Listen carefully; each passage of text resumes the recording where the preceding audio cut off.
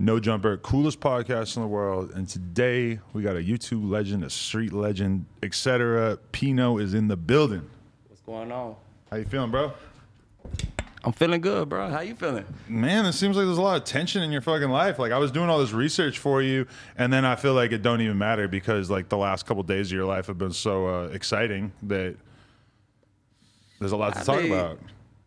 Not really exciting, but, you know, I just wanted to put a couple people in their place, bro, behind the, you know, a lot of people get on the internet and they like to play tough on the internet and shit like that, and then they want to claim, oh, keep it in the street and shit like that, but then they be around like in downtown somewhere with a full bunch of people ready to go to jail. Like, I literally last night bonded out of jail at 2 o'clock in the morning, bro, and caught a flight at 7 to come to the show. Why did you get locked up?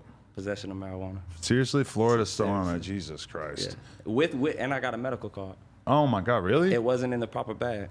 Oh, so when they pull you over, it has to be like stored a certain way? It has to be in the bag that comes from the dispensary. Oh my God. With your prescription on it. So basically, like, despite the ever-changing laws, Florida cops are still using weed as an excuse to be fucking assholes like they always have? He told me to get my license and registration. I got my license and registration out of the car. He said my car smelled like weed. Search the car. But you got it at 2 in the morning. 2 in the morning. This happened at 10 a.m. yesterday. And you said, fuck this, I'm still hopping the flight to LA. Absolutely. Why would I miss it? How often you come out here? This is my first time in LA. It is, okay. This is my first time in LA. How you feeling it?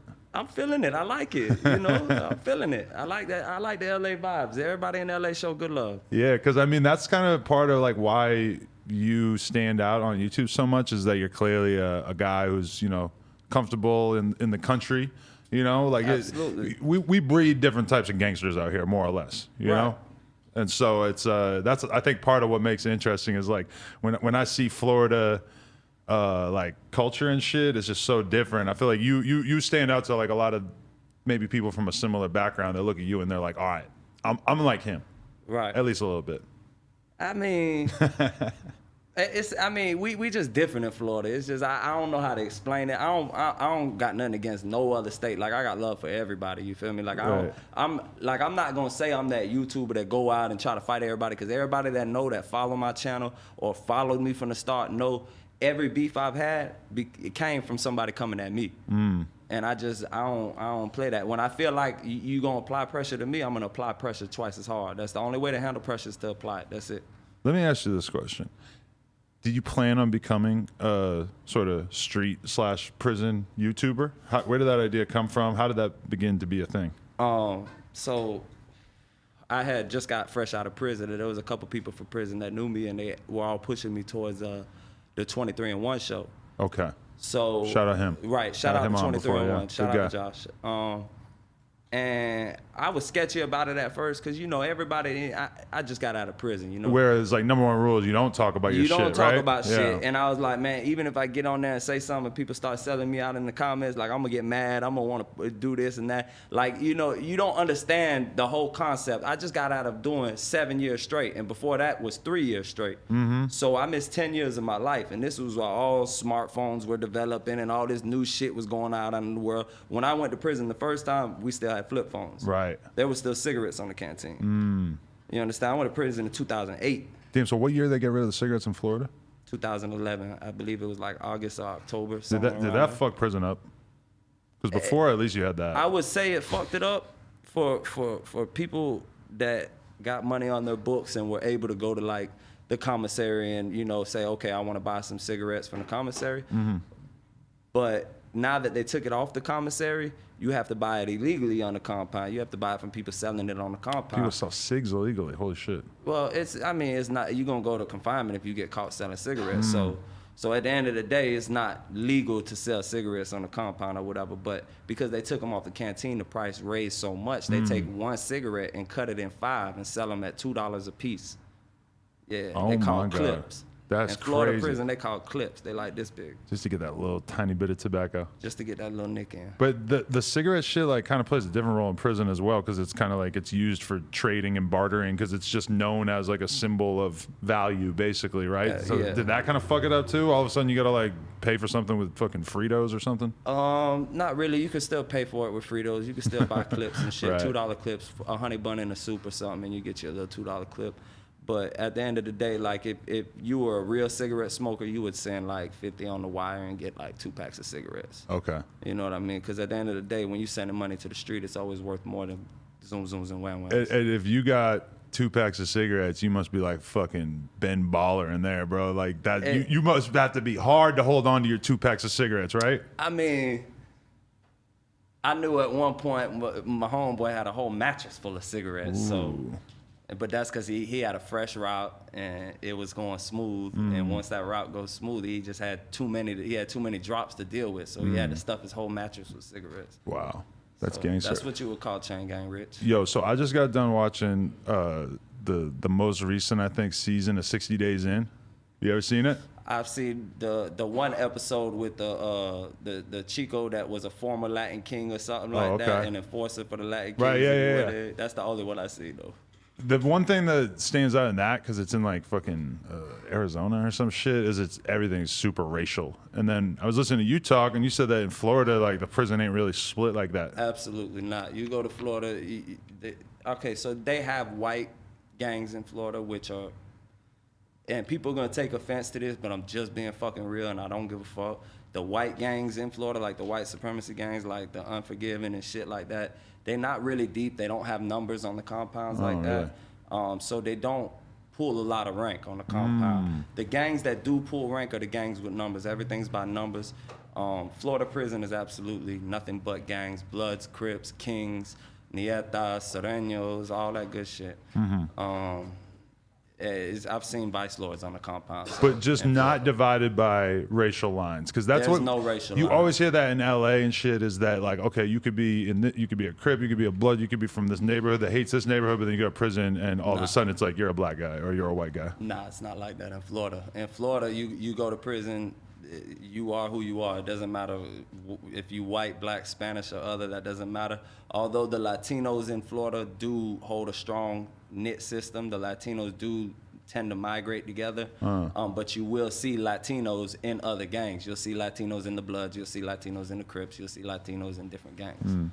Yeah, because in that 60 Days In, I was watching there at one point there's a white dude, and he seems real cool. He seems like he's probably been hanging out with black people his whole life, and he just doesn't relate to the white supremacist dudes at all. He don't want nothing to do with them. Right. And so he decides that he wants to start, clicking up with the black dudes and being around them and stuff. Yeah. And it just like I seen that episode. The white supremacists are ready to kill him. Yep. That wouldn't go down in Florida at all. That wouldn't go down. Now, as of if you were just a bumping white boy and you didn't want to join no gang or nothing, but you were going about yours, the whites would go to you and be like, bruh, run with us, da-da-da-da. But if you chose not to run with them, they weren't there for you.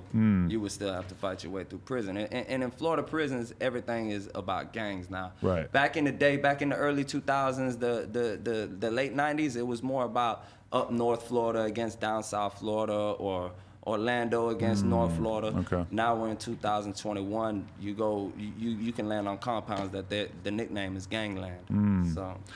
So when you are, so they take me back, like what you actually ended up doing the 7 years for and what your life was like before that. So I originally did 3 years. Okay. I originally did 3 years Florida State Prison as a youthful offender. We actually did a little lick. I don't really want to talk about it, but we did a little lick and we got roped for it. I did 3 years. I got sentenced as a YO, 3 years Florida State Prison, followed by 2 years community control and 1 year probation or some shit like that. It was a 6-year YO sentence. Okay. I did the 3 years. I got out. I was out for like 6 months. I originally was living in Martin County. When I got out on that first 3-year bid, I said, you know what, I ain't gonna go back to Broward because everybody I know from Broward, this is where I'm from. I know I'm gonna fall into some dumb shit if I go here. I was only 21 at the time. I was fresh out of 3 years. So you got out motivated to be like, I can't keep doing this shit. Right, but I also was on the dumb shit all the way to the door in prison. Like I was a loose cannon, but did you have to be that way, or do you? Did you have to be that way to survive? When I did my first 3 years, you had to be that way. I went to 2 YO camps. I never went to an adult camp. I did all 3 years at 2 different YO camps. I went to Lancaster and Lake City. I EOS from Lake City. And when I EOS, my people were more supportive and, like, yo, go chill out, go to Martin County, go live with your grandpa or whatever, and see if you can just chill out for a little bit. And I did that for about a month while I was on community control. And, you know, anybody knows that community control is like a setup. Like, it's house arrest. You don't want to be on house arrest after just doing 3 years in prison. Oh, yeah. I was 18 to 21, I went to prison. So that was my youthful years. So were you excited to be home when you get home and get put on the fucking ankle monitor or whatever? You're excited to be home, but then it's like, oh, there's all this shit I want to do, and I can't even fucking leave the crib. You start going crazy. So I was on level 2 community control, which was with no monitor, but they come to your house once a week, and you have to go there and fill out an hourly schedule of what you're doing throughout the day. You can't leave the house. The only time you can leave the house is for work, church one time a week, and grocery shopping or some shit one time a week. Okay. That was the only time you could leave the house. So you're going to church even though you like probably would never normally go to church? I was going to church even though I never normally go to church just because it was something to do. I would go to church if that was the only thing I could do too, for sure, yeah. Honestly, yeah, it was the only thing I could do, so I went to church. Just like the barbershop, I made sure I had a haircut every week. You know what I mean? That was on the list. I could do that one time a week. Right. But it only worked out like that for about a month and a half before I said, fuck it, and I cleared it, and I went back down to Broward. I got into some shit with my people, and my grandpa specifically. Well, it's all love now, you know, that's my grandpa. Right. But at the time, I was young, I was dumb, so I got into some shit with him, and then, you know, time made the wounds heal, and we've talked it out since. Okay. But I left, and I went back down to Broward. And when I went back down to Broward, the only place I had to stay was the trap. So, like, that's where I was living, on the second floor in the trap, man. And did you get introduced to gangbanging through your time in prison, or were you already on that before you went I was already on gangbanging before I went to prison. We was originally, you know, pushed over when we first went to prison. You know, when you go to prison in YO camps, you can only have certain sets on compounds. Okay. So you can have Rollins on the compound, Hoovers on the compound, and Insanes on the compound. Anybody else that's on the compound got to push over or leave. Really? Yeah, absolutely. That's just how they keep it for order. That's how they keep order. Okay. That's how they keep everything in order. I was originally, you know, just a Crip out of the neighborhood, you know. There was a bunch of us out of the neighborhood, all pushing the same line. But when you go to prison, obviously you're going to be around some big players. And I had to put work in all through my 3 years in wild camps. I had to put work in. Put work in what? Like they tell you, like, yo, you got to go fucking cut this dude open and go beat this dude's ass. Not necessarily. Shit like that? It's more along the lines like when in wild camps when you have the new cocks coming in. The new cocks is the new people coming into the dorms. Right. People gonna see what they own because they're just getting to the wild camp. They're gonna get pressed immediately. You bang, you don't bang, tighten up. Just like that. If you don't bang, you got to get to the grid. If you do bang, your homies got to tighten you up, period. And this was in 2010, 2011, 2009. This was, like I said, when I was 18 to 21. And I put a lot of work in there. My work proceeded to, like I said, when I got out, 2011, I was only out about 4 or 5 months. I don't know if I told you. Right. 4 or 5 months. I was living in Martin County for like a month and a half before I said, fuck it, went back down to Broward. I was living in the trap. And, you know, I had my hands in everything there because, you know, I'm on the street, you know, I'm already on the run. I was carrying pistols, all that stupid ass shit, you know. It's just, I don't know how to explain it. You just had, your name carries. In Florida prison, your name's gonna carry because everybody always goes back to prison. I've been to prison twice in Florida. So you're gonna, when you go back to prison, you're gonna see people that you were in YO camps with. You're gonna see people that you were in, like I've been to a juvenile program. I did 19 months in the juvenile program. So you're gonna see, I know a dude right now doing life that I was in the 9 to 12 month juvenile program with. Wow. And he's doing a life sentence right now. Crazy. Shout out Brandon Ramsey. You could go look him up. And okay, so you get done those 3 years, you start fucking off a little bit, and you're running around with guns and all this stuff. How do you get popped and end up doing the 7 years? All right, so I had a little bitch that was doing burglaries, and she was bringing me cards, socials, everything, and I was paying her off in dope. This is when I had already moved out the trap. I was living in the trap for about a month and a half, and then I moved to Deerfield. I switched my spot, and this is where I met the bitch. So when she got popped, originally she just threw my name in it. They came to the house, they found all the stolen goods, they found everything. So they charged me with everything. And given where you're at in your life now, doesn't this seem like a bad idea to just trust a dope fiend with your whole criminal enterprise? Absolutely. Absolutely. Okay, I just want to make sure. Yeah, absolutely. Absolutely. Just wanted to check. But, you know, like I said, I was on the run. Mm-hmm. I had just moved to Deerfield, so the bitch brought me 2 big screen TVs for the apartment. Oh, wow. You know what I mean? So I didn't give a fuck at the time because I was basically knew I was going back to prison. And if a bitch comes with amenities, then I mean, hey, 2 flat screens. I mean, most of these girls are coming with nothing. Most of them come with nothing. 2 flat But screens is a baggage. bonus. 2 flat screens is a bonus. Facts.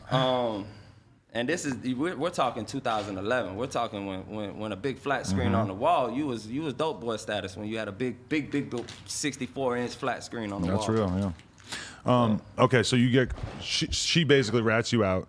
Exactly. And then, so we all go to jail. We all go to the police station. We all get booked.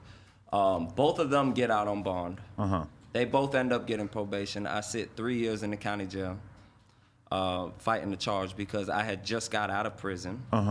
And they hit me with the Prison Release Reoffender Act, which is the 15 minimum man.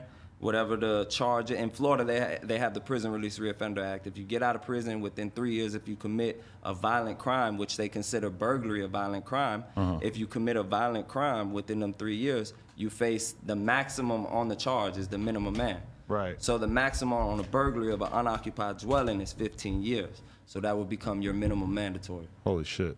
Yeah, absolutely. So if you get out of prison within 3 years and you rob somebody with a gun, your minimum mandatory is life. Right. Because it's a PBL. It's punishable by life. Wow. So you met a shitload of people who are basically like doing life in Off Florida of the prisons off for the shit that PRI. like is hard to imagine. I know 3 people in Florida prison right now doing life off of armed burglary. Really? Wow. Went into the house, picked up a knife or a gun, and armed themselves in the process. Wow. That's crazy. Armed burglary. Damn. So okay, you go in. You're about to do the 7 years. How do you feel going into this? Is this like emotionally like, so is it destroying you, or are you kind of like, well, you know, I was doing all right in there before? Like, what was your attitude? I mean, I just did 3 years in a wild camp. I had only did 5 months on the street. I really had nothing going for myself. I did meet a girl, and she held me down the whole 7 years, which helped me get through my whole 7 years, which is now my wife. Oh wow, that's amazing. Yeah. What was that 7 years like? So the 7 years, honestly, after you get about 2 years into your bid, it becomes just an everyday thing. So when people hear like, oh, he got 15 years, he gonna be stressed out the whole 15 years, not everybody's like that. You kind of just give up after a while? No, you don't give up. You just go with the flow. Right. You know you're incarcerated. You know there's nothing you can do to change it. You understand? If you got 15 years, you know 4 years into your 15 years, you know you got 11 years left, bro. Right. And that's just that. And it's like, you stop counting down, you stop thinking about it, you have to like give up hope temporarily. I counted calendars. I didn't count months. Wow. So, and that was with both my bids. I counted calendars. So it's just easier to do time that way. What kind of role would you say you ended up playing in prison during that 7 years though? Like were you fully active, or were you trying to pull back a little bit and think about your future? No? I didn't pull back at all. I was fully active the whole 7 years. As a matter of fact, the whole 7 years I was active, one of my big homies actually just died a year after I got out. So he got stabbed to death in the dorm at ACI. Holy shit. Yeah, his name's Anthony Spencer. You could look it up. Wow, rest in peace. Rest in peace. The Department of Corrections didn't want to release the video or nothing. Normally they do that. No, they didn't want to release it because it happened in another dorm. Oh, okay. The inmate that stabbed him wasn't from the dorm. Oh, okay. So he wasn't supposed to be in there in the first place? Yeah, so it was under investigation by, I guess, the attorney general or some shit like that to see if the deputy or the correction officer let that person into the dorm. And so, but they just don't even have to release the footage, so we're never going to find out exactly how that went down? Well, I don't know. His family's still fighting. Oh, so okay. if anybody wants to donate to his family, his name's Anthony Spencer. You could pretty much contact me anywhere about it, and I'll give you his mom's information. But that's got to be a crazy feeling to like, you go do the 7 years, and like the way you describe it, it's basically like at some point it just feels like just a big block of time. Like you just kind of give up on counting down. I mean, the 3 years in it, like I said, I did almost 3 years in the county jail. Right. Fighting the 15 minimum mandatory before I got the bottom of my guidelines. During that minimum mandatory, see, we ain't even get into the whole story. Right. This shit goes deep. during the whole story, I told you I sat 3 years in the county jail fighting this. Both of my co-defendants were free. One already copped out the probation within the first year. The other one went to mental health court or some shit like that and got totally out of the district. But both of them were listed as witnesses in my discovery. Mm-hmm.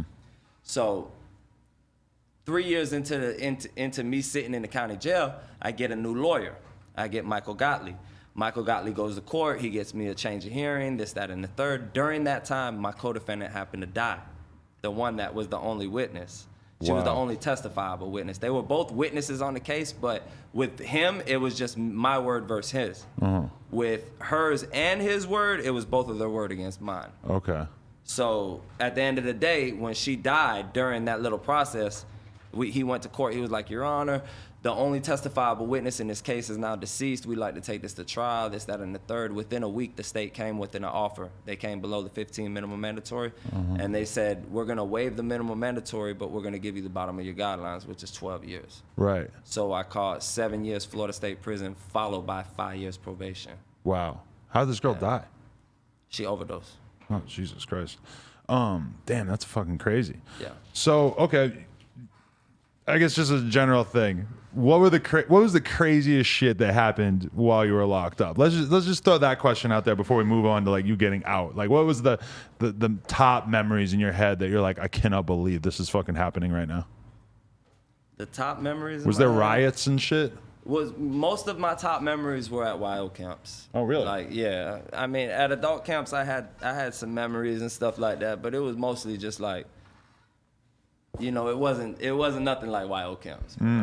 At adult camps, they're just gonna stab. That's it. It's when you go to adult camps in Florida, a lot of people ain't on that fighting shit. Really? A lot of people don't want to fight. And that's when you know you're on a real compound. When you know you're on a real compound, when nobody's fighting and everybody's carrying knives on the compound, you know you're on gangland, basically. Right. So, like I was explaining earlier. But from your perspective, everyone has knives. Why is it so hard for the cops to stop that? I don't want to get into that.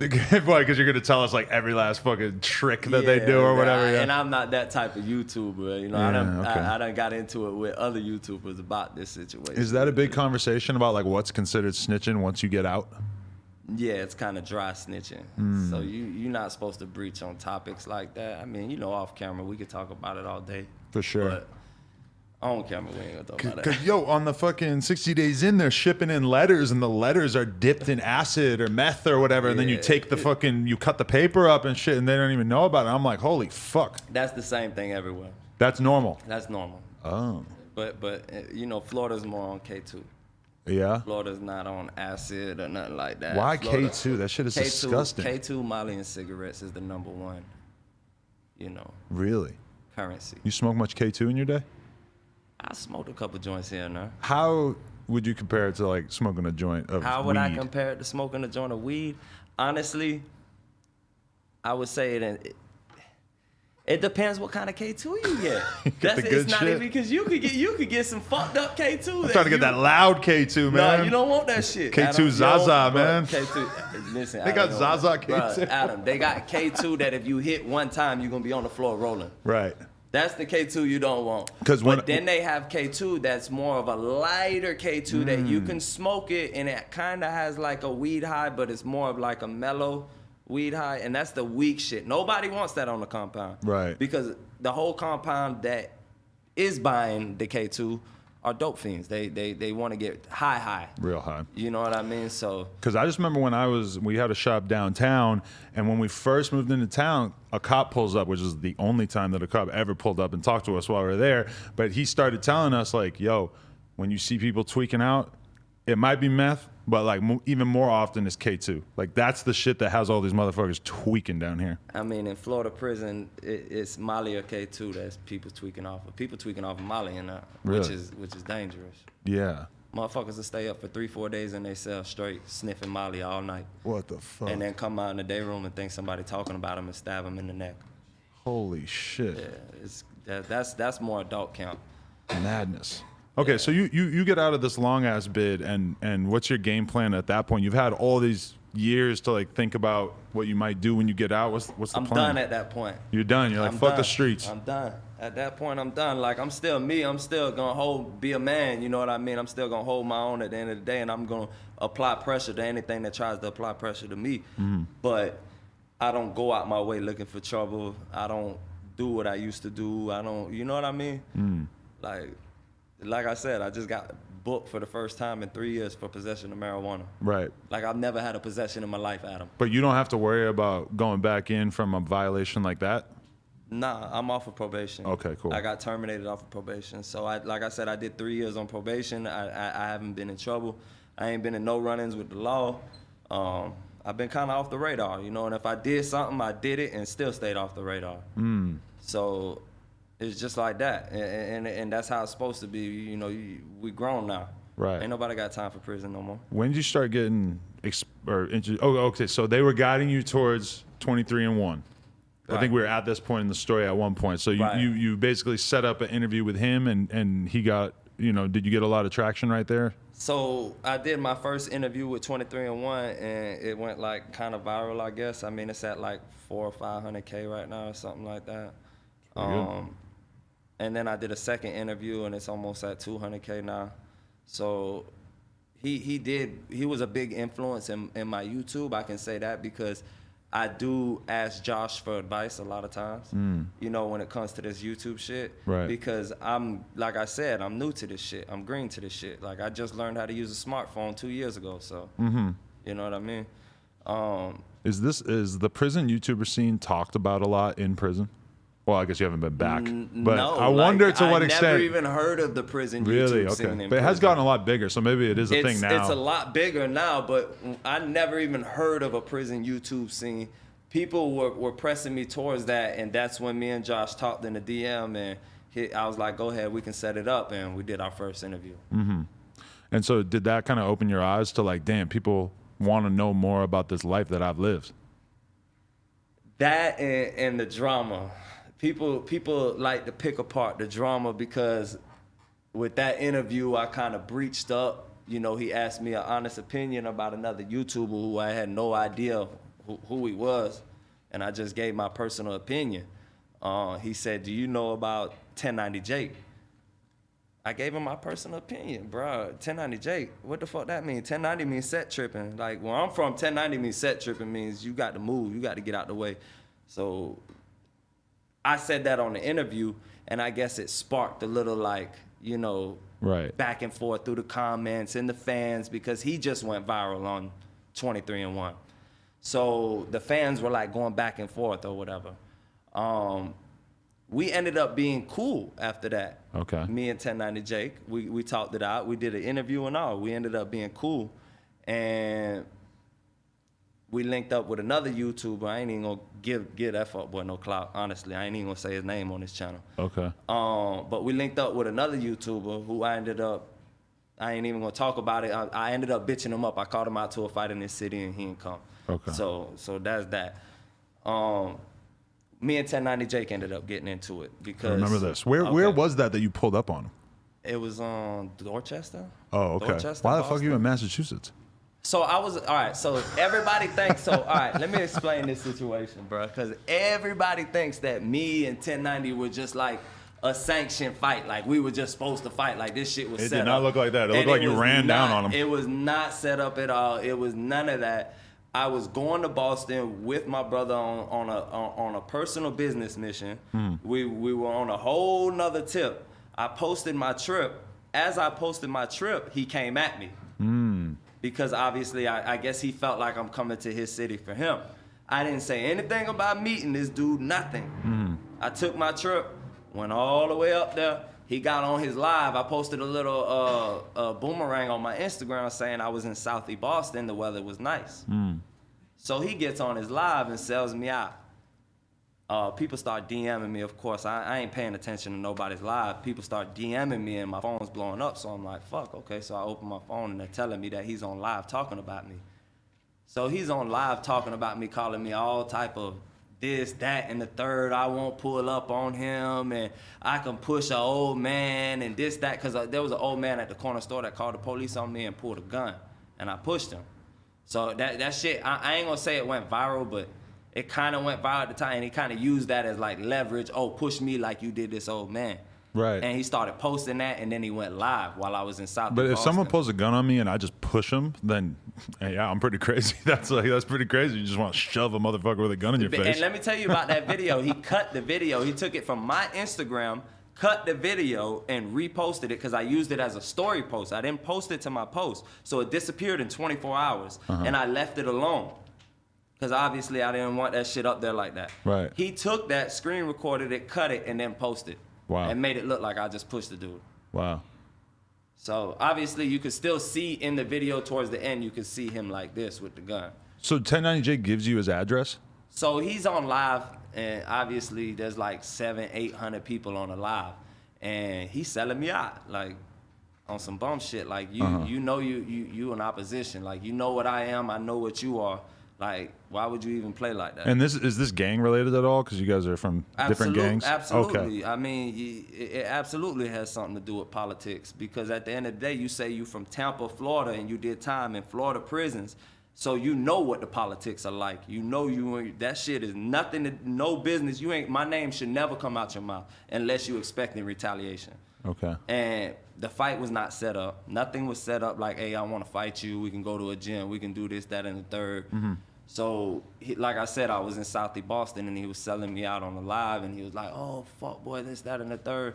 700-800 people on the live. So, obviously, I pulled up on him. He dropped the address. I got a bunch of people to go on his live and spam drop the address, and he ended up dropping the address. He was more, I ain't gonna take nothing from him. Can you get a little closer to the mic, sorry? Yeah, I ain't gonna take nothing from him as a man, because as a man he was out there. Right. As a man he was on his live. The only thing I'm gonna take from him is he was on the main street where all the police are at, this, that, and the third. There's no entrance to the houses there. You have to go around back to the parking lot to enter the houses. So I went around back, parked, and waited for him to walk to the back. When he walked to the back, I told him, nah, don't end your live now. I gave him plenty of chance. He put his hat down, put his phone down, and he squared up with me. I'll give you the video after this, obviously. Because you never dropped the video, but you dropped a couple screenshots from the video. I'm going to give you the whole video. Oh, man. So I will look at it and then never do anything with it for the record. But all right, cool. So, absolutely. So, I pulled up on him, and that was that. You know, I handled up on him. And was this a fair fight, or were there weapons involved? There were weapons involved, absolutely. On one person's behalf, or both? On my behalf, absolutely. That's what I heard, yeah. Absolutely. There's weapons involved on my behalf. When it comes to gang politics, you don't play that shit. So, from your perspective, you weren't interested in a fair fight. That's just not how you get down? Nah, not at that point. You didn't even ask me for a fair fight at that point. At that point, you went live while I was in your city with 700 people on your live selling me out, saying I won't pull up. Right. And that was the one thing that surprised me about that, is that just the idea of somebody, you know, and shout out to Jake, because I've talked to him. I think he's a cool guy. But the idea of like a gang member waiting for other gang members to fight outside his crib, and he don't got homies with him or a gun. He had somebody on his live saying they were gonna leave me slumped out there and shit like that. Yeah, if you look at some of the old lives on YouTube, he had somebody out there saying they were gonna slump me with a little red bandana on. So obviously, I came to the fight prepared. Obviously, he was just on live with his homies and shit like that on the front street. And like I said, at the end of the day, it's politics. You ain't got no business speaking on me. I ain't got no business speaking on you. And when it do come to that, that's what it comes to. And nothing was set up. Like I said, I was in Boston on a whole nother mission. Right. And so that situation goes down, and then what? You just leave, and then how does it ensue online? So I shot to Michigan real quick and hit a couple dispensaries and then went home. Hit a couple dispensaries to Michigan? From Dorchester? That's kind of out of the way if you're going to... Because it was the first legal state besides Mass. Why the fuck you care about being legal? So we could go to the dispensary. Oh, you just wanted to go to the dispensary? Oh, and we needed some weed. I feel you there. That's exciting the first time you do it. Our whole plan just had got blown by this whole little shit. So when that shit happened, like blood was everywhere. You know what I mean? So like, and there was people watching and shit like that. There was people coming out of their houses. So obviously we had to get the fuck up out of there. Like I said, he was on the front street at first. There was police all up and down the front street. If anybody knows that area, they obviously know what the fuck I'm talking about. I'd never been to that area a day in my life before that day. Right. So it you ain't probably like, won't ever have to go back to Dorchester either, to be honest with you. I mean, I got big love from Boston. A lot of people fuck with me from Boston. We grew up thinking of Dorchester as like the Compton of New England. Like that's like the worst part in the Boston area. I never heard of it. You know, I never heard of it until I went there, you know. And when I went there, you know, it's all right. I got big love from the people out there. So, you know, it ain't like there's no pressure out there. You didn't release the video because you just didn't want to get caught up again? Like I said, I was on 3 years. I was on 5 years probation, but I just got terminated off the 3 years just so I could fly out here and come on this show. Wow. My manager paid the lawyer. We went ahead and did that. The lawyer went and did his thing and got me terminated. Oh, that's sick. So did you guys keep beefing after this? Like, how did he approach it after that? I noticed he went on Instagram Live and talked about it with his head bleeding a little bit and shit. I mean, there really wasn't nothing left to say after that. I mean, you know, I ain't never know what. This the first time I ever told the story a year later. Like, really? Yeah, absolutely. Because I was on papers and, you know, I'm not trying to check in like that. That's some stupid shit. Definitely. So from your perspective, let's just say same shit was happening. And let's say he happened to be in your neck of the woods and he called you out and said, let's meet up and fight again. Would you, all right, let's do it? Yeah. Yeah. Okay. Yeah, anybody. I mean, nobody puts fear in my heart. Not to say I'm the baddest man ever. Like I said, I'm humble. I don't go out my way starting with nobody, but I'm just the person I am and the way I was raised. Like, I was always taught if somebody applies pressure to you, you got to just apply it twice as hard. It's the only way to deal with it. And that's what I've done my whole life. Is there a part of you that wants to like not ever do that kind of shit if you can avoid it just because you know that you're always kind of playing with your freedom? Absolutely. I got a beautiful family. I got 2 beautiful kids. Absolutely. You know what I mean? I'm not on that stupid shit, you know, that everybody be trying to say I'm on. Like I said, I'm humble. The only time I've ever came at somebody was with these YouTubers that came at me. And I came about it the best way I could. With one YouTuber, that was how the situation was handled. With the next YouTuber, I called him out to a gym. He bucked the call out. He had the date, he had the time, he had the location. I was there. He didn't show up. Are we talking about Milk now? No, we're talking about a whole nother YouTuber that I like I said, I ain't gonna give no clout to. Okay. Then with the new YouTuber, Milk, I done gave him a new address, a new location.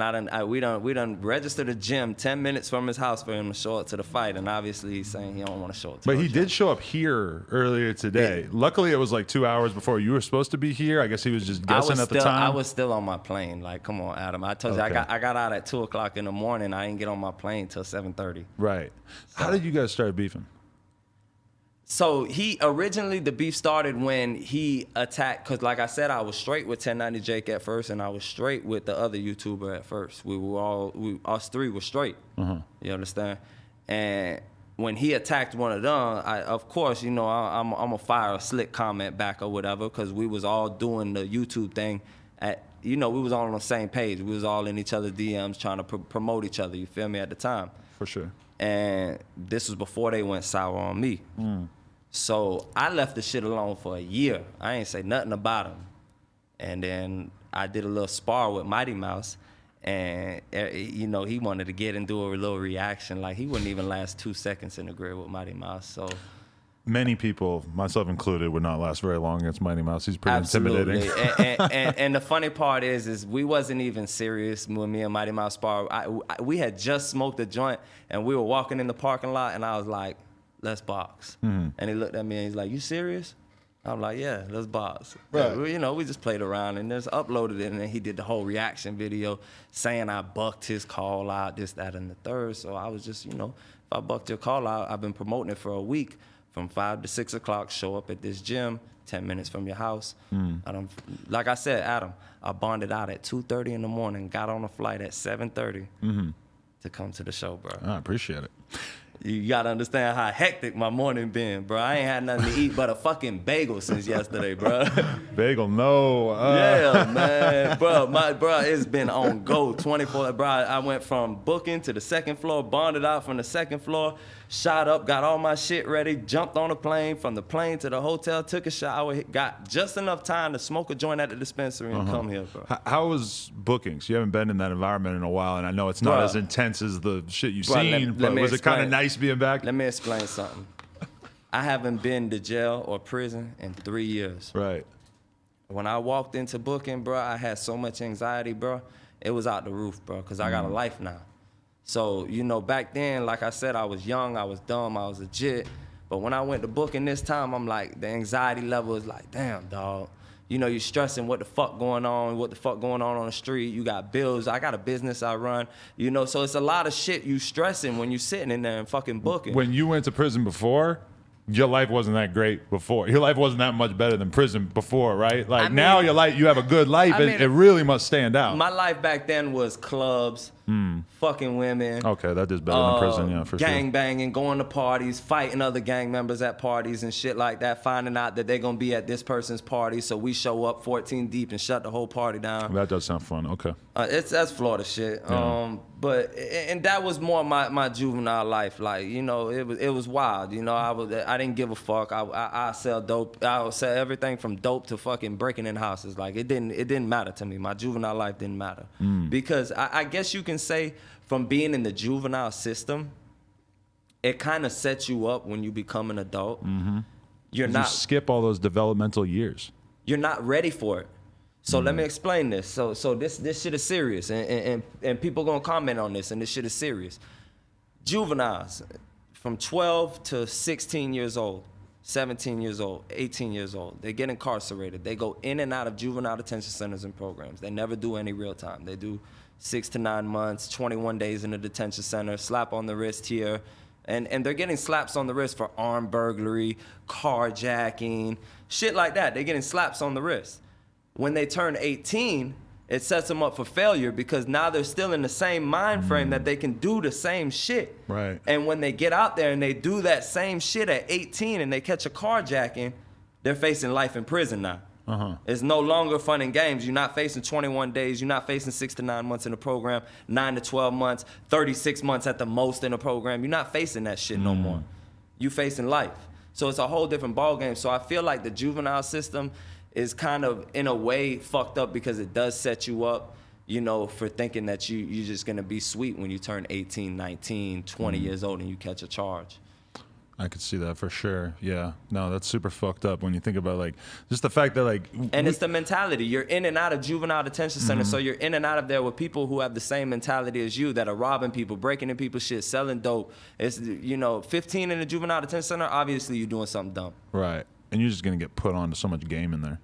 Absolutely. But not in a good way, most likely. Not in a good way. They're not going to teach you how to not get caught, as well as they're just going to teach you more shit to do. They're just going to teach you more shit. And that's what every institution and being incarcerated over time, you learn more and more nifty ass shit. Like the most intelligent motherfuckers are locked up. Definitely. So is there a street element to the you and Milk thing too, since you technically kind of bang the same thing but different? Absolutely. See, the thing is he knows how he's supposed to go about it. He knows he's supposed to go about it one-on-one, man-to-man combat. We in the same set. He knows what time it is. We're supposed to go about it one-on-one, man-to-man, fist-to-fist, and that goes for most gang culture and politics. Right. If a person in one set has a problem with another person in the set, they have to bang it out. Right. That's what that is. And they keep that in the set. It's respectable. It's respectable, and you shake hands afterwards. You keep it in the set. He knows what that's about. He's online playing all type of games and shit, so. Right. Obviously, he knew I wasn't here yet, obviously, so. Let me know if I'm overstepping any boundaries by asking this, but out here, or, you know, from what I hear, is like there's the Hoover Crips and Hoover Criminals, and you are a Crip, and he's a criminal.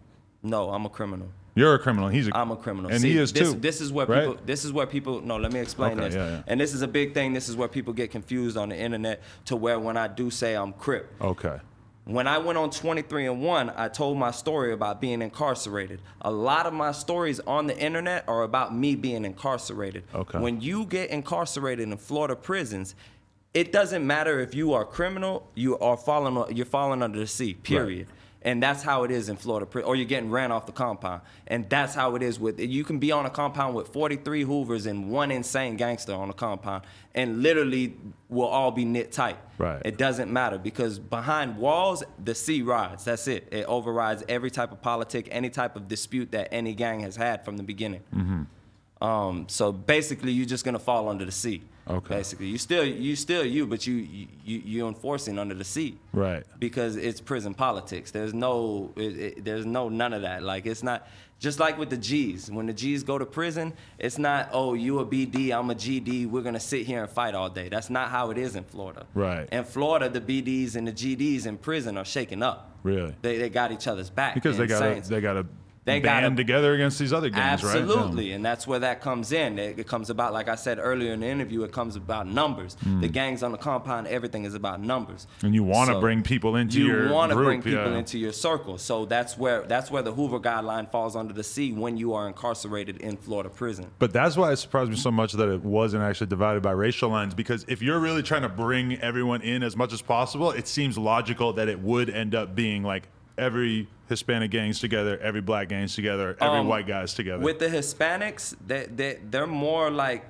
they stick to their gang, because like if the Nietas are obviously the Nietas, the Threses are obviously the Threses, and they're obviously different gangs. Right. But they're Latino.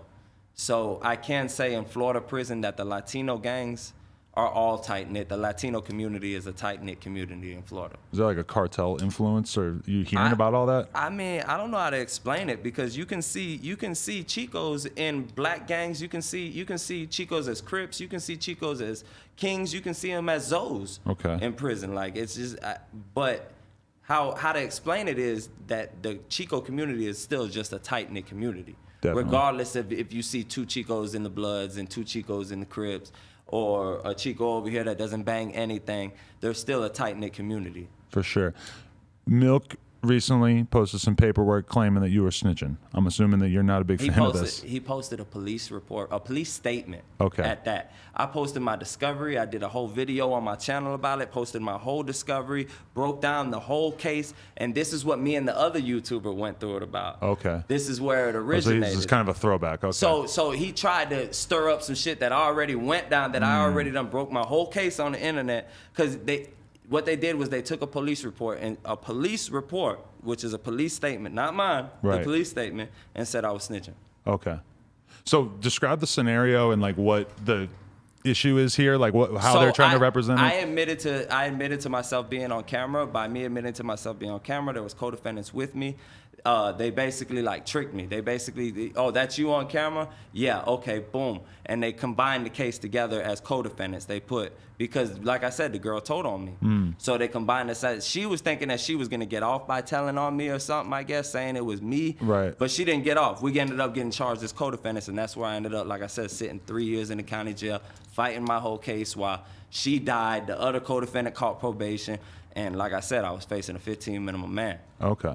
So you're saying he's misrepresenting whatever the fuck happened, just to basically paint this picture? Absolutely, because I posted my whole discovery. I posted statements. I posted the witness statements. I posted everything. Right. Like, nowhere am I telling in my discovery. Nowhere in my police report. None of that shit am I telling. He posted what the police said. Right. He didn't post what I said, which was nothing. Okay. Interesting. All the way till 3 years down the line when we threatened to go to trial and they waived the minimum man, like I said earlier, and they gave me the bottom of the guidelines, which was 12. Right. And the only reason they did that is because she died, gotcha. Which I showed on my channel as well. I broke all that down. I even showed her death certificate. Right. I missed that upload, but okay, that's good to know. When you come to California for the first time, what are your thoughts on tapping in? Do you have like relationships out here with people you already wanted to link up with? I mean, I have my own relationships. When people say tap in, like, who the fuck are you talking about? Like, I don't even know who the fuck you're talking about. Like, nobody's telling me who they're talking about. Like, are you for real? I don't know who you're supposed to tap in with. You just hear a lot about tapping in. Tap in. And it's you know, like I said, at the end of the day, it's politics. The West Coast, East Coast, everybody has their own politics. Like I said, my politics that I was explaining about Florida prisons does not go down in California. Right. But the shit in California does not go down in Florida. It's the same fucking way. And that's what a lot of people fail to realize that haven't been to Florida or haven't been to the East Coast in general, haven't been to New York, haven't been to Virginia, haven't been to Baltimore, haven't been to Atlanta, you know what I mean? North Carolina, haven't been to the trenches out there. Right. So they don't know what it's like. You know what I mean? Some people have, so they do know what it's like. They have an understanding, just like me. Everybody has an understanding of what it's like. So, like I said, I got big love everywhere. But when people say this, tap in, like. But like, okay, NLE Choppa and Block Boy JB both claim Grape Street, but from Memphis. And I noticed, like, you know, they come out here and they're like shooting videos. Absolutely. You know. See, the thing is the media is so fucked up. I read the comments and I laugh to myself. I'm like, bro, these people sound so stupid. So they say, oh, because you're a Hoover, you got to be from California. Because you're a Pyru, you got to be from California. Because you're a Grape Street Crip, you got to be from Grape Street in California. No, we're in 2021. Okay. We're talking about gangs that developed in the late 60s and the early 70s. We're talking about gangs that developed years ago. We're in 2021 now. Right. These gangs have spread you have Crips in England. You have Crips all over the world. Just like you have Bloods all over the world. It's just, it's expanded like any type of religion would expand. Damn. Okay, that makes sense. That's why you guys laughing at? That's why you have people like Block Boy JB that Right. are Grape Street Crips from Memphis, because obviously somewhere down the line, one of the homies from LA traveled to Memphis and pushed a line down in Memphis. So obviously that's how that went. Yeah, I was watching a hood vlog from Grape Street where I sort of started to realize like, oh shit, there's a ton of people who live here that are from over there and shit. Like there's a crazy crossover that I never knew about. Yeah. Absolutely. And that's why I said that the politics are different. That's exactly what I was saying about politics and shit like that. And while incarcerated, it's a lot different. Definitely. Okay, did you ever think that you would be someone who's like participating in actual like boxing matches online or whatever? How did you link up with Mighty Mouse and where did that all come from? Really, I mean, most of my fights been in prison. I'm just gonna be honest about the situation. Like I grew up fighting in my neighborhood, of course. My neighborhood was a fighting neighborhood. Like we were more fighting than toting guns when I was growing up. We even threw boxing gloves on all day and just sat there and boxed. You know what I mean? So we had a lot of fights in our neighborhood, but we was always cool. And my neighborhood was a tight-knit neighborhood. So if any neighborhood outside of mine had beef, we would always come, like I said, 14 deep and shut down parties. Like we were on some dumb shit. Right. And what the fuck was I talking about? Just fighting. Oh, so most of my fighting, like I said, most of my fighting been in prison, but I did have a little fighting on the street when I was growing up. Most of my street wasn't pistol play when I was a jit. It was more fighting. Right. I grew up in a Florida neighborhood that you had to fight in. Right. Same. I grew up fighting all the fucking time, and it's crazy to me Absolutely. now when I see people who it's like unthinkable to them, like out here in particular, where just kids get shot at 15 all the time. Right. It's so I was obviously I was born in the 80s, so it's a lot different than now. You know what I mean? I grew up in the early 2000s. It was more about fighting than pulling pistols. Like nowadays, you could be 13 and you pulling a pistol, and this person's your op because he said something on the internet. I'm not promoting that shit. That shit is dumb to me. Right. All that smoking your op pack and doing this shit, all that shit is dumb to me. Honestly, at the end of the day, the only thing I'm promoting is if you a man and you got a problem, approach that situation in the right way. Y'all can bump it out. Y'all can handle that like men. All this bitch shit, pulling guns on 13-year-olds and drive-by shootings and kids dying and shit, it's bullshit. It sucks that it's gotten to that point just because, you know, it makes my childhood or I guess your childhood seem a lot more innocent and nice in comparison, because it's like, you know, it was a great thing when you could like fight somebody and then go home, and it's like, you know, there's no coming back. Y'all would smoke a blunt on the green box the next day. You know? Y'all would sit on the green box the next day and smoke a The blunt. idea of making these like permanent decisions, like shooting somebody when they're that young, is just so fucking crazy to me. I'm gonna say that when I did my first 3 years, it hardened me a little bit more towards weapons. Like I said, I grew up bumping. I didn't grow up, you know, toting pistols too much like that, you know, here and there, you know. But when I did my 3 years, it more put me into the like heavy gang life, because in wild camps everything is run by gangs. There's either you gang bang or you breaking it off, period. And that's how it was. Or every now and then you had a solid person that was known from his area, that was holding it down, that was bumping, that was good on somebody else's face or good on a whole nother gang's face. Like you weren't gonna fuck with him and he didn't gang bang, and that's just what it was, and he was gonna fight about his. But like I said, we used to line up at the windows waiting. When I talk about putting in work in wild camps, we used to line up at the window waiting for the new cocks to come in to press them about their shit. And that's just how it was. And that's how you put in work throughout the Department of Corrections as a YO, you know. It just is what it is. Extortion and fucking feeding the gang. That's just what it is, taking hits. If somebody did something wrong, you gotta do it. You gotta take the hit. But so you weren't worried about like fighting on camera or anything like that? I mean, in terms of the Mighty Mouse shit or the local boxing type stuff? no, absolutely not. I mean, at the end of the day, like I said, we both men. I mean, at the end of the day, with that goes with anybody that has a problem with a man. They should be able to settle it like men without, like I said, we grown. I'm not 21 no more. I'm not a loose cannon like I was when I first got out of prison and I got through that shit with 1090 Jake. You understand? Like, I done settled down. I got 2 kids, you know, I got a family life. So at the end of the day, that's what I want. But you could still be a man. You could still be that gangster that you are. You just ain't got to be in the street. Right. You know what I mean? But the question is like, would you give a fuck about taking a real L in a boxing match? Like, would you be able? Absolutely not. You'd be able to walk away from it and be like, fuck it, I fought like a man, I took an L. I would shake whatever. his hand afterward. Okay. I respect that. Yeah. If he showed up to the gym today from 5 to 6 and he fought me, if he whooped me, which I know is not going to happen, I'm going to knock his teeth out. But if he shows up today from 5 to 6 at the gym that's 10 minutes from his house, if he whoops me, I'll shake his hand. Even if I win, I'll shake his hand. And that's what type of person I am. I like to get the pressure off. You know what I mean? And like I said, the only way to deal with pressure is to apply it. Could you see yourself ever squashing shit with somebody like 1090 Jake or even Milk? Or is it, you don't seem like you have a lot to gain from going out of your way to squash it, you know, like, or him either? I mean, as in, like I said, shaking hands and parting ways, yeah, but as in being associates, that's done. Like at the end of the day, I'm a man, bro. I ain't finna deal with nobody that crossed me. That's over with. I feel it. I want to ask you about what you think of the extremely disturbing trend that's been coming out of Florida and Jacksonville specifically, where all these young kids are, you know, it's bad enough that they're making the songs about smoking on their dead ops and stuff, but now they're sampling pop songs and trying to turn this shit into talking about hit songs. Julio and Young Ace and all them, yeah. They're viral, and that's what people like, obviously. I mean, that's where most of my clout came from, is fighting other YouTubers, getting other YouTubers scared to fight, and you know, most of my clout came from that dumb shit. But at the end of the day, like I said, they pressed me, and I just pressed twice as hard. Right. That's just it. But the internet, like I said, the internet loves drama. That's what it is. They love that shit.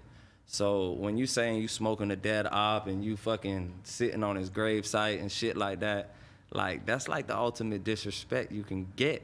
So, I mean, like I said, it's a whole different era. They taking it to a whole different level now. 14-year-olds banging, holding pistols and shit like that. When we was growing up, if we had an op, we would just show up to his party and shut that shit down, beat the fuck out of everybody. I mean, they're singing about like 16-year-old kids that got shot outside of their house. You know, right. I know I'm old and everything, but it definitely is kind of stomach churning to me. It's the era, and I mean, you can't take nothing from it because at the end of the day, they eating, they doing their thing. You know. Could you imagine, this is kind of a dark hypothetical, but let's say that somebody did a song like that about somebody that you cared about who had been killed. Could you imagine yourself losing touch with the more mature version of yourself that you are now? Like, is that the kind of thing that could potentially set you off? They could talk about people that, listen, that's not going to push me to a point where I'm going to kill somebody. What's going to push me to a point where I'm going to kill somebody is somebody coming to my house, approaching my family, or disrespecting my family in any type of manner in public or anything in general. Like, I'm more of a protector about my family now. Like, I don't really care about all the dumb shit. Definitely. Like, that will push me to that point where you'll die. But other than that, like, you could talk all the shit you want. If you ain't really willing to put them fists up and fight, then sit your ass down somewhere. Yeah, because I mean, as a content creator or whatever, at a certain point, you just have to accept, like, there's going to be smaller creators, there's going to be commenters, they're going to say the craziest shit about me, and I'm just going to kind of have to, you know, just put some separation between myself. I can't just act mad as fuck. And that's what when you see like 50-year-old gangbangers that are on Instagram and they gotta spaz out on random people and shit, it's like, bro, you're not using the internet right. You gotta you gotta chill out. Just gotta let some of these comments rock. Bro, and at first, like I said, when you first get, I haven't been into YouTube for nothing but like a year and a half. Bro. Okay. Like, I went viral in like a year and a half, almost 2 years or something like that. I haven't been out of prison but 3 years. So I wasn't used to it. You know what I mean? Like, I see comments and shit, I start responding to comments, and you know, you can't respond to every dumbass on the internet. But in jail, you absolutely have to respond to every dumbass. Respond to every dumbass comment, because we up close and personal, we live together, you are not gonna disrespect me. On the internet, it's a different story. It could be a 12-year-old kid in his house on the fucking keyboard somewhere, you know? So Pino stands for Pompano? Absolutely. So you're from approximately the same area that Kodak is from? I'm from Cyprus, but I'm known out there on the Ugly Corner. Like, all the videos you see me with on the Ugly Corner, my family stays out there, so I'm known out there. Have you seen the impact that somebody like him, like I feel like he's influenced the music so much, but Absolutely. then also maybe even the culture, like you just hear about wild ass shit going on around there? Absolutely. Kodak's a big inspiration in the culture. He's well respected in the city as well. You hear about his boy Psycho Bob getting shot the other day? Yeah, you know, big prayers up to Psycho Bob. But then you know, he goes on Instagram Live right after saying that he didn't get shot, but then they have footage of him coming out the ambulance saying "fuck you" to the camera.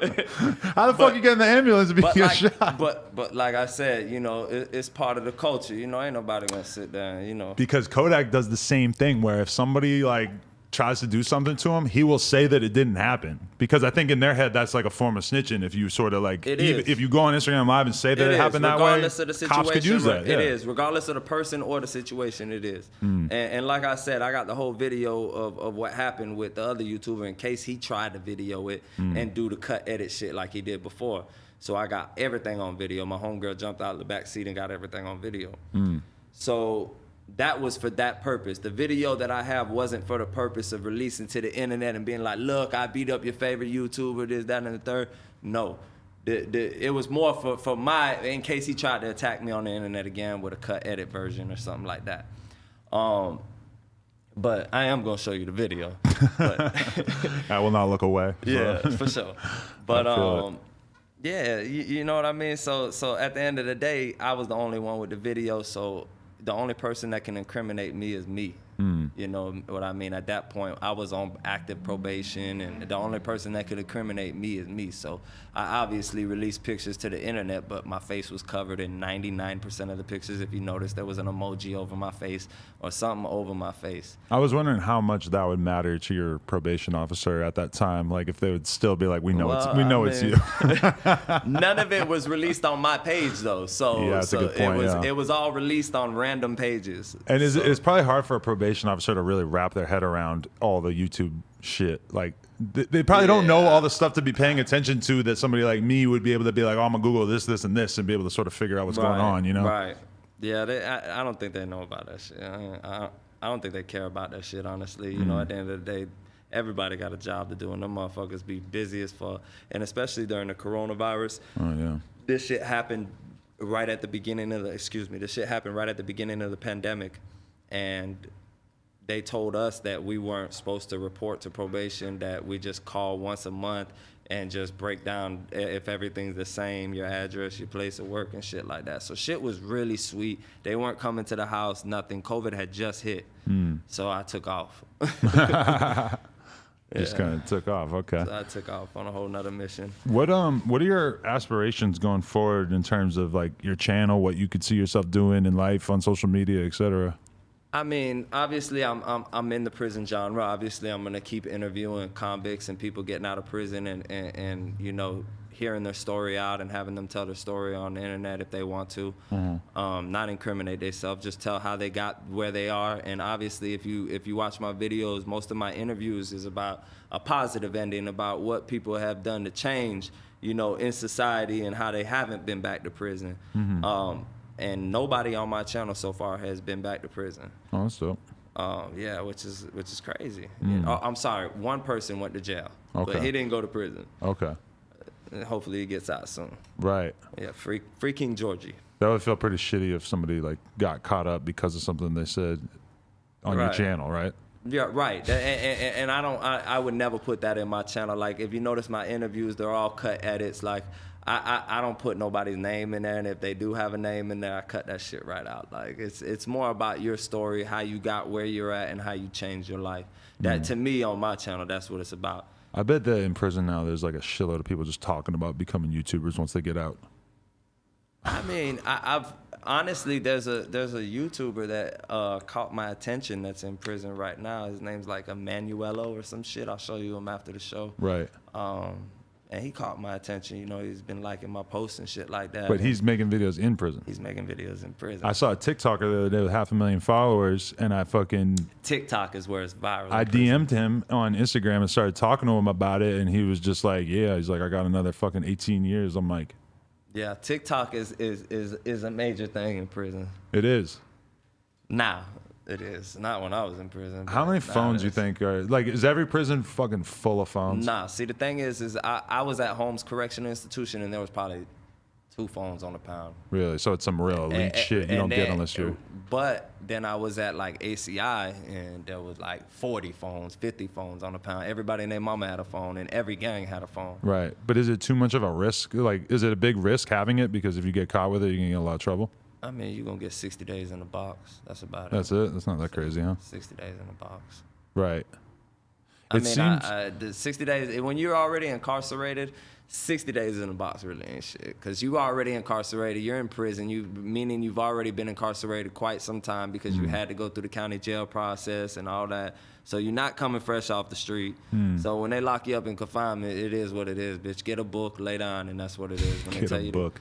Yeah, that's what it is. Get a book, lay down, and when they tell you to get out, get out. I'm sure you have a lot of fans who are basically like young dudes who are kind of in the same position that you were, where they're like sort of tempted between normal life and street life. Like, how do you speak to them, and like, what's your advice for people? Because obviously you live this life and you are a product of this life you live, but then at the same time, you know, 15-year-old kid asking you about life, you don't want to tell them like, yeah, just go fuck up, do all the things I did. No, absolutely not. Like I said, it's more about that. That's what my channel is about. Like, honestly, I want it. When people do get on my channel, I have people on my channel that were sentenced to 50 years. I have people that did 30 years in the Department of Corrections. And when they get on my channel and they explain that scenario, my hope is that a kid, that 15-year-old kid sees that and is like, yeah, I ain't gonna rob Jimmy's house next week. You know what I mean? Like, he just seen the video of dude who caught 40 years. Now he changed his mind. He's not gonna rob Jimmy's house next week. Right. You know what I mean? And that's more, like I said, my channel is about pushing to a positive outcome and coming from a negative environment or a negative situation. You as a kid committing crimes and shit, it's like prison. Well, I mean, you went in young for the youth offender shit and everything, but it's like to a lot of people. My first time getting locked up, I was 11 years old. But I mean, like, prison's a mystery to a lot of people until they get there. So to a 16-year-old kid who doesn't necessarily have the brain to be thinking 10 steps down the road and be like, oh, I could be in here for 10 years. I mean, the more information that's out there, that's what I think ultimately is good about the prison YouTube type shit, is that if a young kid is a fan of that but realizes what's in for him if he gets caught shooting somebody, then that's a good situation. Right. And like I said, Josh has been a big inspiration towards me with that YouTube shit. Like I said, I use him kind of as like a mentor towards YouTube, because at times I can fall back into negativity, and you know, and that's just me. It's anybody in general. That can happen to anybody. Anybody can fall back into negativity, but everybody should have somebody that has a guide in life. You know what I mean? When they're doing something. Like I said, I was green to YouTube, so he guided me through this. You know what I mean? Like, yo, don't sweat the comments, this, that, and the third. This is how you set up your AdSense account. This is how you make money off of YouTube, this, that, and the third. So he's been more of a mentor towards YouTube to learn how to deal with the YouTube society.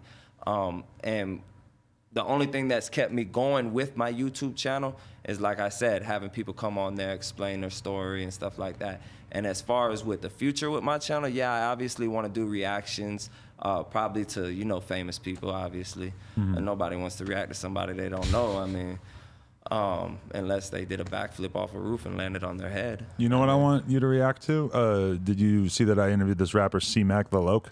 C-Mac the Loke, man, he's a funny guy, bro. He is a funny guy, but I like him, bro. He's got an interesting forehead tattoo. I was wondering what you thought of that. Right, and like I said, in prison, you'd look past that in prison, like whatever. you would in Florida prison, you would absolutely have to look past that. Really? If he was riding with the C and you were riding with the C, you absolutely, like I said, it's about numbers. You would absolutely have to look past it. He would have probably had to fade some of the homies about it, but after that, that shit would have been dead. And that's what I was going about keeping it in it.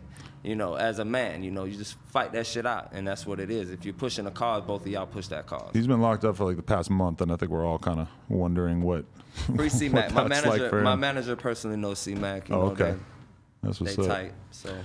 For sure. Free C-Mac. Anybody you want to thank, or anybody that stands out to you? Anything else that people need to know about? Not really. I mean, with this content shit, you know, I'm gonna keep pushing this. You know, and at the end of the day, it's for a change. You know, it's. I don't want to see somebody do the same shit. My first time going to prison, you know, I was 18 years old. My first time getting locked up, I was 11.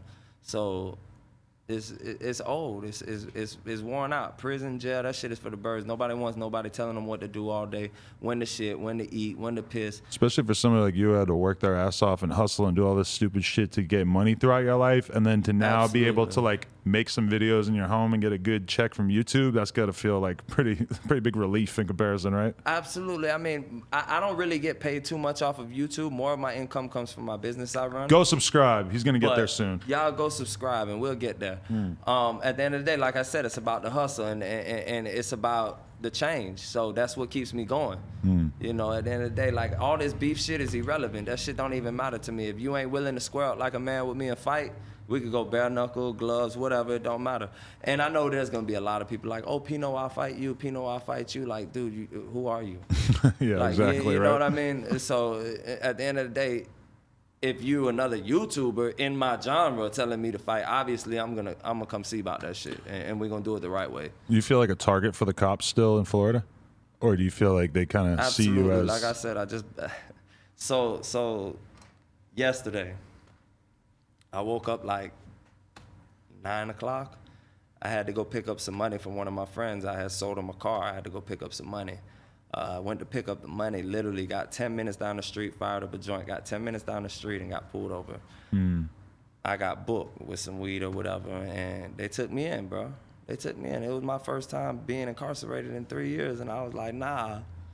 You know what I mean? And it's shit like this that is letting me know that stay on the right track. If you want to fight somebody, fight them the right way. You pushing a cause, push that shit the right way.